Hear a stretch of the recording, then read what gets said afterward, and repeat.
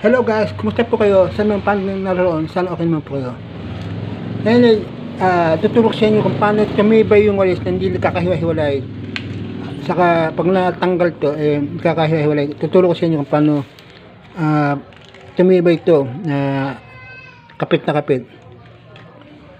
Pero bago natin simulan ang paggawa ng pagtibay ng walis, hindi ka pa sa channel ko, please subscribe my channel, like and share, and hit the bell para update yung nagawa ko. So ayan nga guys, ilagyan natin siya ng plastic, tapos usan natin yung kalan.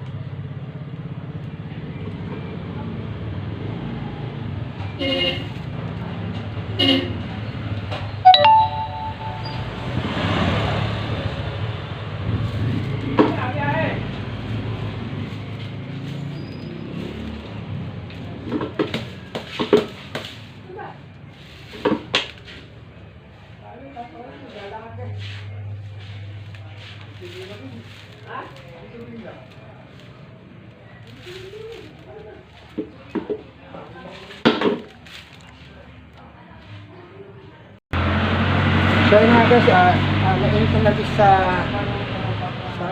kalan, sinigyan natin. Ayan matibay na guys yan.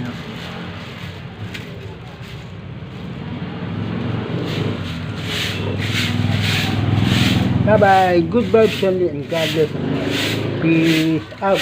See you next people. Bye bye. Thank you for watching.